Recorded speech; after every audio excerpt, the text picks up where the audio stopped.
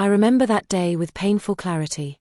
I was sitting alone at the kitchen table, heavily pregnant, my back aching, my feet swollen, divorce papers spread out in front of me.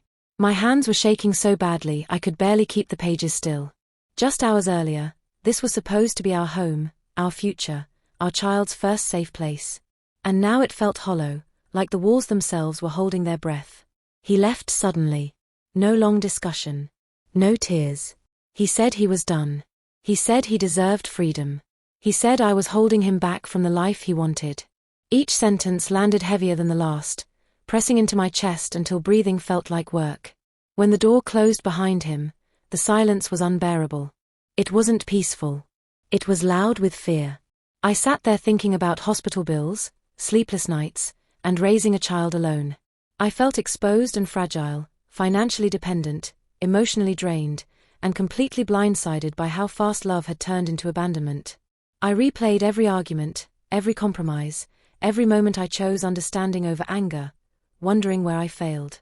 At that moment, I had no power, no plan, no idea how I would survive, let alone rebuild. To the outside world, I was just another woman left behind while pregnant. Another sad story people would forget. But that version of me was only the surface. What he didn't know was that my silence wasn't emptiness. It was the beginning of something he never saw coming. I need to take you back to who I was before everything collapsed, before betrayal had a name in my life. I grew up believing loyalty was sacred and family was non-negotiable. In my world, love meant staying, even when it was hard. I didn't chase status or power. I was taught that character mattered more than titles, and I carried that belief into adulthood. When I married, it was for love, not money. I chose a simple life over ambition because I trusted my partner completely. I believed we were a team, building something honest together. I deliberately downplayed my background and avoided talking about my family's business. I wanted to be seen as normal, not privileged, equal instead of elevated. I thought love worked better without imbalance. I supported my husband's dreams with genuine pride. I rearranged my life around his goals, telling myself that sacrifice was what commitment looked like. Slowly, quietly, my own ambitions shrank. I didn't resent it at the time. I believed my turn would come later. Pregnancy deepened that mindset. I became even more focused on stability, trust, and partnership. I imagined routines, shared responsibilities, and growing together as parents. From my perspective, we weren't drifting apart. We were laying foundations for a future. I never imagined measuring my worth through someone else's approval, yet that's what I did without noticing. I equated patience with love and silence with strength. I ignored my own voice because keeping the peace felt safer than asking difficult questions. Looking back, I see how much of myself I placed in his hands, trusting he would protect it. That trust made me gentle, hopeful, and dangerously unprepared for abandonment. At the time, I believed vulnerability was a virtue, not a risk, and I questioned the cost of it. My identity then was rooted in devotion, not power. That is why his abandonment shattered me so completely. I truly believed I had given him everything I was capable of giving, and still, it wasn't enough. What I hid out of love would later become my greatest shield. The warning signs didn't arrive all at once. They crept in slowly, disguised as stress, ambition, and emotional distance. At first, I told myself it was temporary, just a rough patch, something that love and patience could smooth over. But little by little, I noticed subtle changes in him. His laughter became shorter, his compliments fewer, and his smiles no longer reached his eyes. He grew increasingly resentful, obsessed with status, and impatient with my pregnancy. I remember comments that now sound cruel, the ones I chose to ignore in the name of peace. He belittled my dependence, hinted at wanting a life that didn't include me, and I pretended not to hear. His phone became guarded, absences longer, affection colder. Denial became my shield. I believed love could fix everything if I just tried harder, if I bent myself further into his world. One night, he stopped coming home early altogether. I blamed hormones, exhaustion, the stress of pregnancy. Anything but reality. Looking back, the cracks were glaring, obvious even to a stranger. At the time, I was protecting a dream, a vision of a family, of stability, of a child growing up with both parents, even if it meant losing myself completely. I couldn't have imagined that the woman he chose next was closer than I ever imagined. I still remember the moment he said he was leaving, because his voice sounded rehearsed, almost calm, as if he had practiced the words on someone else first. He didn't raise his voice or show regret. His eyes were distant, already somewhere I wasn't allowed to follow. He told me this wasn't about cruelty, it was about freedom. He said I would figure it out, as if pregnancy, fear, and loneliness were small inconveniences I could manage alone.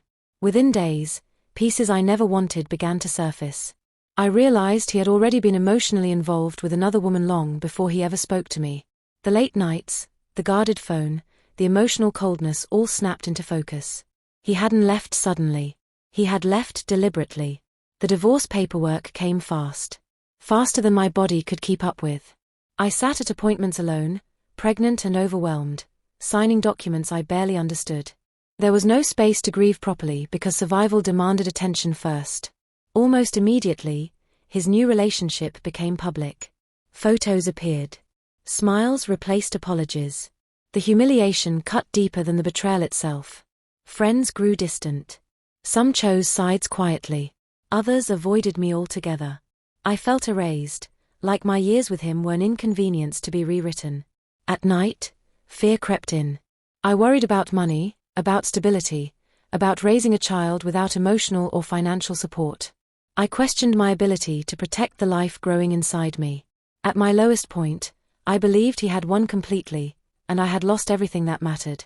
What I couldn't see then was that his confidence wasn't strength. It was ignorance. He believed he knew the full story, and that assumption gave him courage. I didn't yet understand how much information he was missing, or how protected I actually was beneath the fear. While he celebrated escape, I was standing unknowingly on the edge of a truth that would rewrite every power dynamic between us. Forever, permanently, and far beyond anything he could control, from that moment. His confidence was built on a lie he didn't know existed. I don't remember the exact day the shock faded, but I remember what replaced it. Survival. Once the tears slowed, instinct took over, and my focus narrowed to three things: my health, my safety, and the child growing inside me. Everything else became background noise. I cut expenses without emotion. I sold personal items I once attached memories to. I learned how to budget, negotiate, and plan because there was no one else to do it for me. Independence wasn't empowering at first. It was terrifying. But necessity has a way of teaching quickly. Loneliness followed me everywhere, but it also forced me inward. In the quiet, I discovered strength I didn't know I had. I stopped chasing explanations and stopped asking why. I realized closure doesn't come from answers. It comes from boundaries. Protecting my peace became more important than understanding his choices. I rebuilt routines slowly. I attended appointments alone. I made decisions without asking permission. Each small action rebuilt trust in myself. Emotionally, I shifted from despair to a quiet, steady determination. I was still afraid, but fear no longer controlled me. My mindset changed from loss to preparation. I stopped watching my ex's life unfold and redirected every ounce of energy toward stability. This phase wasn't glamorous or inspiring to outsiders, but it transformed me completely. I began to understand that abandonment did not define my worth. I wasn't surviving because of him. I was surviving despite him. And in that realization, something powerful took root. It was small, almost invisible, but it was real. Motherhood, even before birth, reshaped my priorities. I spoke to my child at night, promising protection and honesty. I learned patience through waiting and courage through uncertainty. Every quiet victory mattered. Paying a bill alone mattered. Making decisions without fear mattered. These moments stacked slowly, building confidence brick by brick. I didn't feel powerful yet, but I felt capable, and that distinction changed how I stood in the world for the first time in months of my uncertain life. Then a phone call shattered everything I thought I knew. I didn't expect that phone call.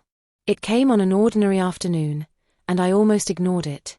When I finally answered, it wasn't concern or comfort on the other end. It was my family's legal team.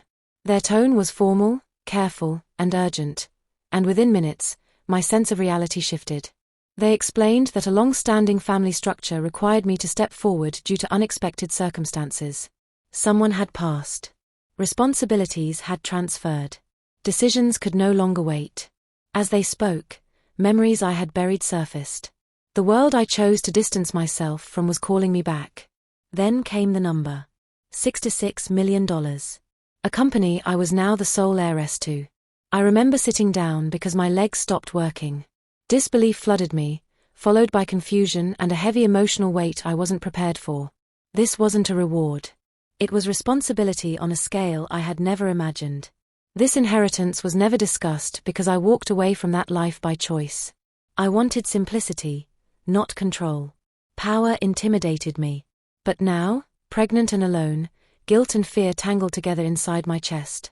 I questioned whether I deserved this, whether I could handle it, whether stepping forward meant losing the version of myself I recognized. There was no instant joy. Only pressure, obligation, and the quiet understanding that everything had changed. They advised secrecy until everything was finalized. No announcements. No conversations. No leaks. Silence became protection. For the first time in months, my future was no longer fragile. It was complex, heavy, and secure all at once. While my ex believed I was barely holding myself together, I was being guided into meetings, documents, and decisions that reshaped my life entirely. I didn't feel powerful yet. I felt terrified, grounded, and strangely steady. Something irreversible had begun, and it was moving forward whether I was ready or not. Every signature, every briefing, and every quiet instruction confirmed that the life I thought was over was only beginning again now in silence alone fully. And he had no idea what was about to surface. I chose silence instead of revenge while rebuilding my life behind the scenes. Every instinct wanted me to explain, defend, or expose, but I resisted. Silence gave me space to move carefully, to secure legal protection, and to learn the business I would one day inherit. I studied documents, asked questions, and listened more than I spoke. Motherhood sharpened my discipline and clarity. Every decision felt heavier because it affected someone beyond me. I avoided social media completely. I stepped back from mutual friends. I disappeared from conversations that could leak information. I wanted no rumors, no speculation, and no interference while everything was still fragile. Power feels different when it's earned quietly. There was no applause, no validation, just steady progress. Emotionally, I healed while preparing for independence on a level I never imagined possible. I reframed betrayal as a lesson instead of a wound. It stopped hurting when it started teaching. This phase trained my patience and control. I was no longer reacting to pain or betrayal. I was building stability, structure, and long-term security. My days were filled with preparation instead of grief. While my ex enjoyed his new marriage and public happiness, I was laying foundations designed to last generations. I didn't compare timelines or outcomes. I trusted process over appearance. He mistook my silence for weakness, not realizing it was strategy. During this time, I learned restraint, timing, and emotional economy. I stopped proving myself and started preserving myself. Pause. Privacy became my shield. Preparation became my language. I trusted advisors, verified every detail, and moved step by step. No dramatic gestures. No emotional posts. Just consistent, intentional progress shaping a future that didn't need approval to be real. It felt calm, powerful, focused, grounded, deliberate, quiet, patient, strategic, protective, steady, private, disciplined, forward-looking, resilient, intentional, secure. Each quiet week strengthened me. Each private win reshaped my confidence. I wasn't hiding. I was fortifying. And with every unseen step forward, the distance between who I was and who I was becoming grew wider. The reveal was coming, whether he was ready or not. I found out my role was official the same way everyone else did, quietly and without ceremony. One morning, my name appeared where it never had before, attached to a company I once avoided mentioning. Legal filings finalized, positions confirmed, and suddenly the truth was public knowledge.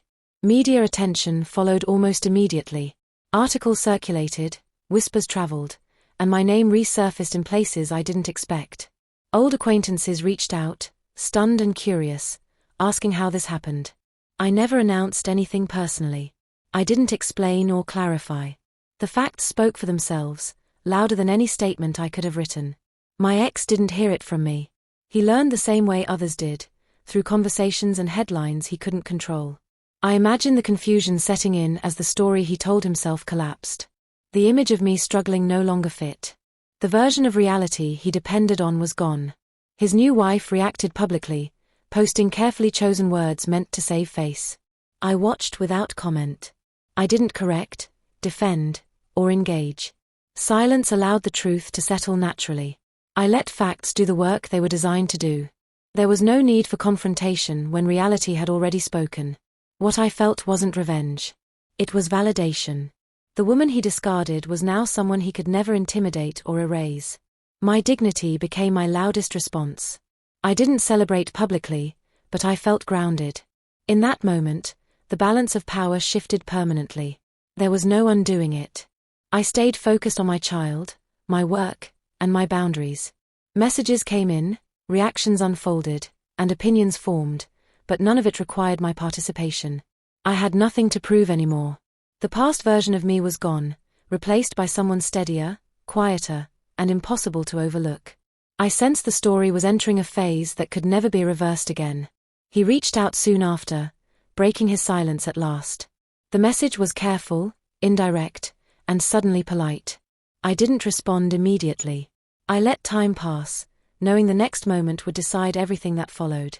After months of silence, he tried to reconnect. At first, his words were casual, tinged with concern, but I recognized the undertone, regret. He masked it well, hoping familiarity and shared history would soften me. I didn't give him that access. My boundaries were firm. I refused emotional entry into my life while keeping interactions minimal, polite, but resolute. Legal realities and public awareness had already limited his options. He could no longer control the narrative or manipulate perception. His new marriage, once polished and public, began to show cracks under the pressure of comparison. Friends and acquaintances who had once dismissed me now questioned his choices, subtly, without my intervention.